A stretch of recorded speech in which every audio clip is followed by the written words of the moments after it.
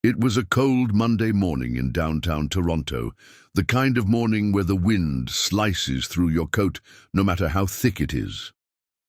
At the entrance of a tall glass building, a little girl stood alone, her small gloved hands clutched tightly around a brown envelope.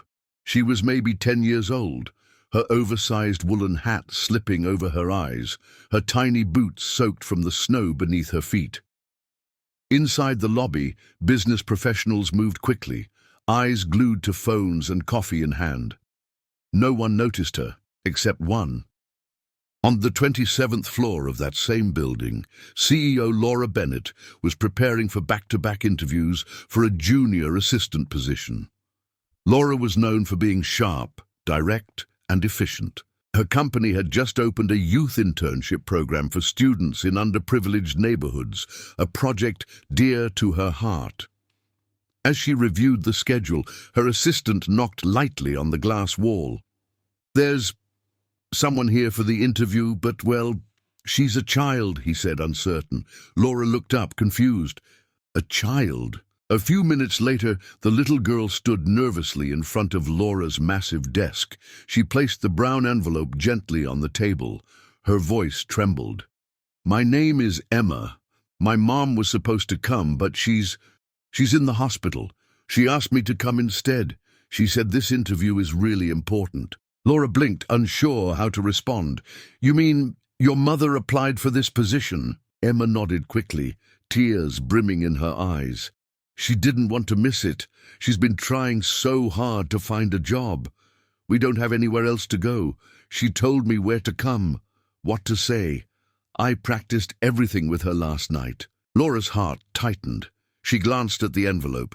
It contained her mother's resume, neatly printed and stapled. At the top corner was a photo of a woman, mid-30s, with tired but kind eyes. Laura remembered her. She'd reviewed her application.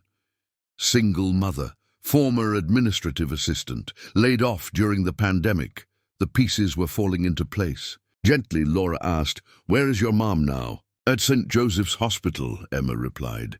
"She collapsed this morning before we could leave. I went with her in the ambulance, but she begged me to still come here.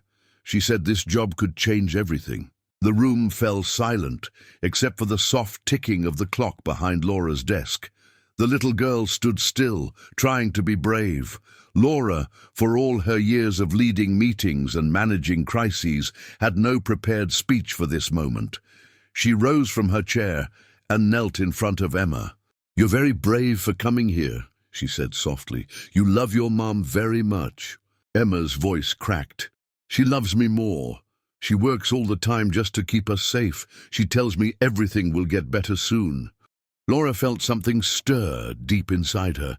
Memories of her own mother flooded back. Late nights sewing clothes to earn extra money, skipping meals so Laura could eat, telling her the same hopeful lie. "It'll get better soon." That afternoon, Laura did something she'd never done before. She closed her laptop, cancelled the rest of her meetings, and drove Emma to the hospital. At St. Joseph's, she met Emily Dawson, the woman from the photo, pale and weak, hooked to IVs but alert. Her eyes widened in disbelief when she saw Laura standing beside her daughter. I didn't mean for her to come alone," she whispered. "I just couldn't let the opportunity slip away." Laura held her hand gently.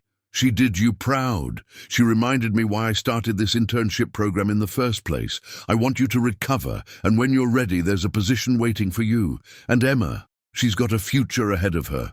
One day she'll probably be sitting where I am." Tears rolled down Emily's cheeks. Emma smiled for the first time that day. Weeks later, Emily started working at the company. Part-time at first, as she recovered, then full-time. Emma would come by after school sometimes, coloring in the break room, always greeted by smiles and warm drinks from the staff. Laura kept a photo of that snowy day on her office wall, not to remember the sadness, but to remind herself that sometimes the smallest knock on your door carries the biggest lesson. The story of the little girl and her mother spread through the company and beyond, touching hearts across the city. Not because it was dramatic, but because it was real. A reminder that resilience, love, and a child's courage could break through even the coldest morning in Toronto. And every time someone asked Laura why she gave a chance to a woman in a hospital bed, she'd simply smile and say, "Because her daughter showed me what strength looks like."